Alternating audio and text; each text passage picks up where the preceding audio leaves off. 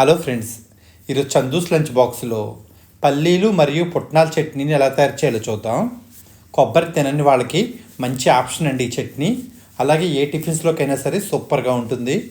Stove on చేసి high flame పెట్టి ఆ ఆయిల్ స్పూన్తో హాఫ్ స్పూన్ ఆయిల్ పోసుకోండి.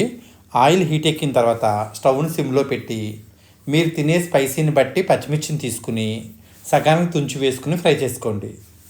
సుమారుగా 1 నిమిషం ఫ్రై అయిన తర్వాత ఇప్పుడు 1 కప్పు పల్లీలని వేసుకుని ఫ్రై చేసుకోండి.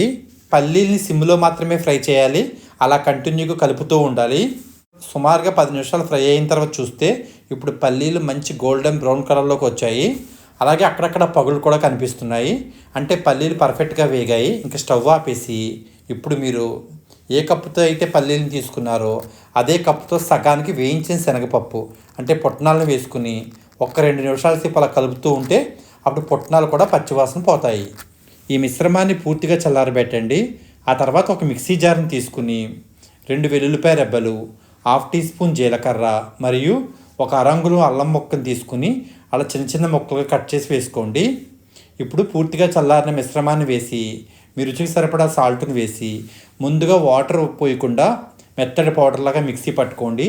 ఆ తర్వాత 1 కప్పు వాటర్ పోసి మళ్ళీ మెత్తగా మిక్సీ పట్టుకోండి.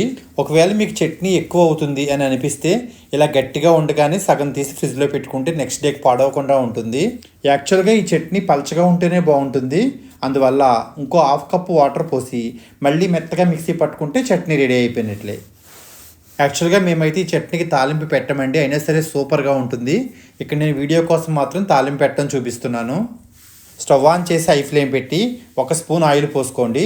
ఆయిల్ హీట్ ఎక్కిన తర్వాత హాఫ్ టీ స్పూన్ ఆవాలు వేసి ఆవాలు చిటపట్లాడిన తర్వాత ఇంకా స్టవ్ని సిమ్లో పెట్టి 1 టీ స్పూన్ మినపప్పు, 1 టీ స్పూన్ పచ్చిశనగపప్పు, ఎండుమిర్చి 1 మరియు 2 రెబ్బల కరివేపాకును వేసుకుని ఫ్రై చేసుకోండి.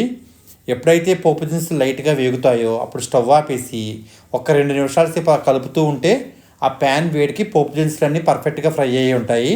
ఇప్పుడు ఈ తాలింపుని చట్నీలో కలిపేస్తే చాలా టేస్టీగా ఉండే పల్లీలు మరియు పుట్నాల చట్నీ రెడీ అయిపోయినట్లే. ఈ వీడియో మీకు నచ్చితే లైక్ చేయండి, షేర్ చేయండి. చందూస్ లంచ్ బాక్స్కి సబ్స్క్రైబ్ చేయండి. Thanks for watching my video.